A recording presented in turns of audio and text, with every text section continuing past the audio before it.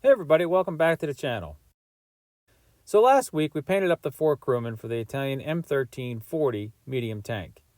This week I want to highlight some improvements I've made to the kit.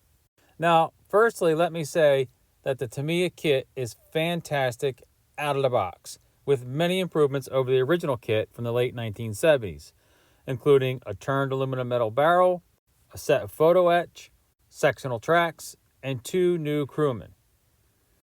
What I was looking to do was add a little bit of character to the tank. So the first thing I looked at was the crew steps. The Italians seem to like to add these metal steps hanging off the body of the tank and over the fenders and down the side on a lot of their designs. The kit does provide the steps in molded plastic, as you can see here, and they are very nicely molded, but they're a little overscale and can't be bent out of the molded perfect factory fresh shape. So what I did was I got my photo etch bending tool out and bent some floral wire into the correct shape and size. Now you could easily do this with just a straight edge, but I have the tool, so I like using it. After a little super glue and some putty, and now they're ready for primer and painting. Next up are some metal racks for holding the jerry cans.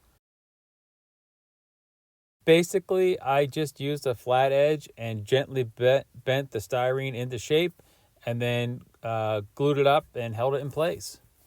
They're super simple. Just get yourself some flat stock or cut down some styrene. Sandbags.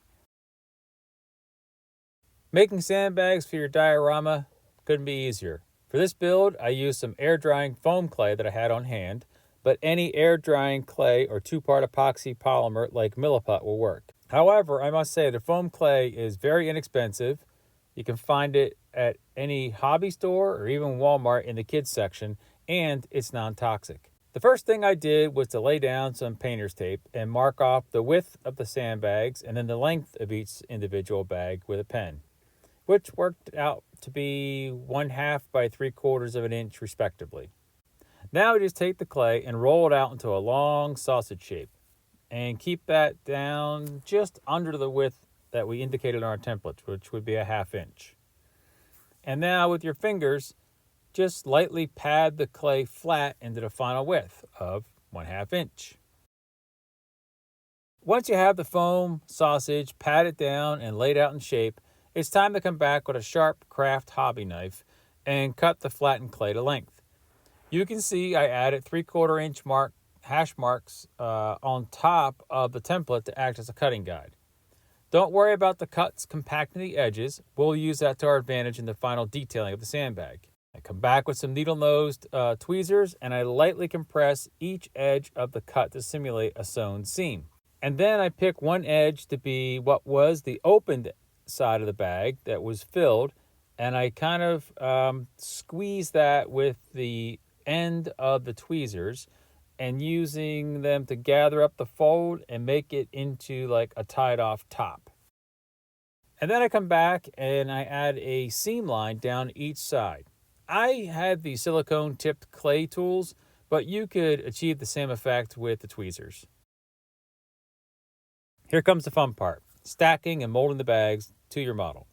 Just press them into place, but remember the top bags should keep some of their puffiness to look like they're actually stuffed with sand. How you place the bags will determine where the sand gravitates to. Remember, gravity will pull the sand down no matter what the orientation is. The nice thing about the foam clay is that it will dry overnight, but won't stick to your plastic kit. Still, I molded mine before priming, just in case. And now you can see the pile of sandbags have cured and are a single unit. I primed the foam bags black on the bottom and white on the top.